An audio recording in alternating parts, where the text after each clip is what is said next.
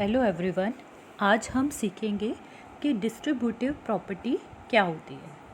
तो जैसा कि आपको पता है, डिस्ट्रीब्यूटिव प्रॉपर्टी होती है a multiplied by b plus c। Actual में देखा जाए तो डिस्ट्रीब्यूटिव प्रॉपर्टी दो तरह की होती है, डिस्ट्रीब्यूटिव प्रॉपर्टी ऑफ एडिशन या हम इसे distributive property of multiplication over addition भी बोलते हैं। इसमें क्या होता है कि हमें सपोज तीन टर्म्स दी हुई हैं a, b और c।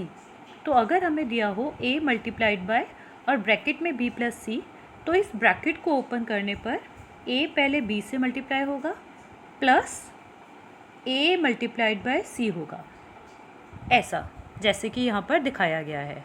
सिमिलरली दूसरी प्रॉपर्टी होती है डिस्ट्रीब्यूटिव प्रॉपर्टी ऑफ सब्ट्रैक्शन या इसे हम distributive property of multiplication over subtraction बोलते हैं।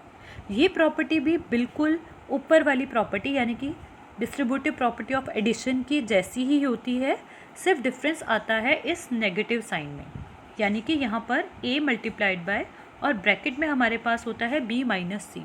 तो जब हम ये ब्रैकेट ओपन करते हैं तो a मल्टीप्लाइड बाय b होता है पहले, देन सिंस यहाँ पर माइनस साइन है इसलिए यहाँ पर भी बीच में माइनस साइन आएगा, तो a multiplied by b minus a multiplied by c। तो इसे बोला जाता है डिस्ट्रीब्यूटिव। तो चलिए अब हम कुछ एग्जांपल्स करते हैं, some problems based on distributive property.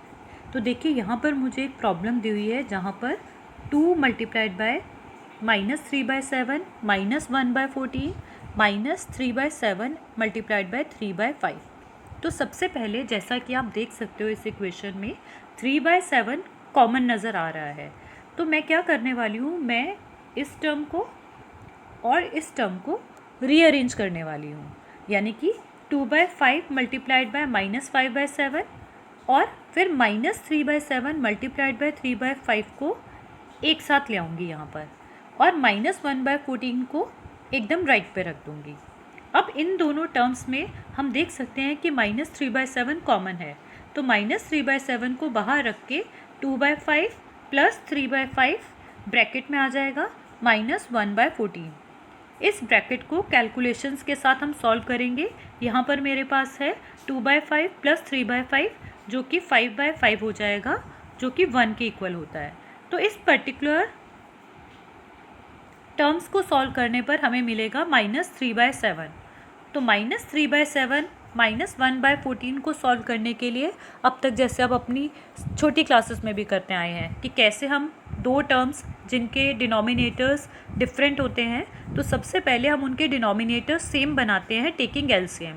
तो यहाँ पर 7 और 14 का एलसीएम आया 14।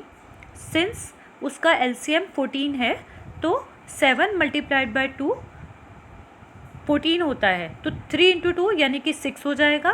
तो -6 - 1 इक्वल टू -7/14, यानी कि अगर मैं इस आंसर को लोएस्ट टर्म्स में देना चाहूँगी तो I will have -1/2 as my answer. Similarly जैसे आप देखेंगे इस पर्टिकुलर इक्वेशन में हमारे पास 5/48 plus 3/8 multiplied by -2/9 minus 5/3 multiplied by 3/8 है।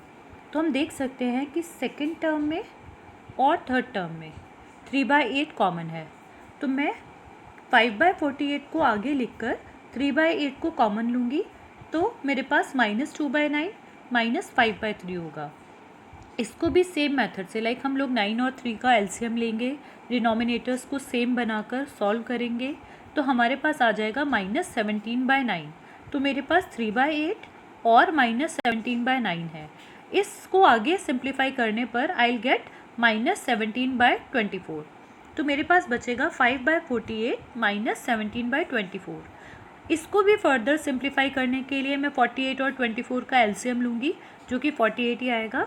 तो इसको सॉल्व करने पर हमारा फाइनल आंसर आ जाएगा -29/48। तो आप देख सकते हैं कि अगर हम डिस्ट्रीब्यूटिव प्रॉपर्टी यूज़ करके इन क्वेश्चंस को सॉल्व करते हैं तो हमारा कैलकुलेशन पार्ट ईजियर हो जाता है। नहीं तो अगर हम इसको नॉर्मल वे से, यानी कि अगर मैं 3 मल्टीप्लाइड बाय -2 करूँगी तो मेरे पास -6/72 देन -15/24, तो वो कैलकुलेशंस और कॉम्प्लिकेटेड हो जाती हैं। तो बेसिकली ये जो प्रॉपर्टीज़ होती हैं ये हमारी कैलकुलेशंस को ईजियर बनाने में हेल्पफुल होती हैं। आप नेक्स्ट एग्जांपल भी देख सकते हैं। यहाँ पर आपके पास है 2/7 multiplied bye 1/5 minus 2/7 multiplied bye -4/15। तो यहाँ पर तो हमारे पास दो ही टर्म्स हैं और दोनों टर्म्स में 2/7 जैसा कि आप देख सकते हो कॉमन ही है। तो 2/7 को मैंने कॉमन लिया, फिर ये 1/5 माइनस ऑफ -4/15 हो जाएगा जो कि +4/15 होगा।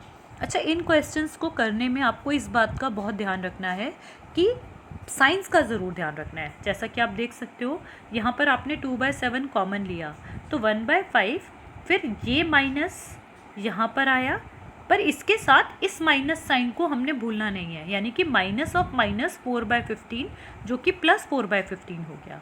तो ऐसी साइंस का आपने बहुत ध्यान रखना है, क्योंकि एक भी अगर आप साइन ठीक से नहीं नोट करते तो आपका होल आंसर रॉन्ग हो जाएगा।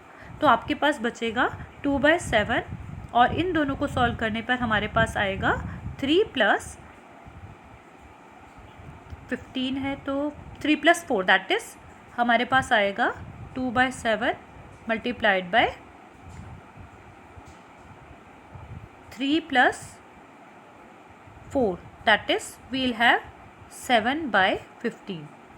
तो 7 में से 7 कैंसिल होगा तो हमारा फाइनल आंसर हो जाएगा 2/15।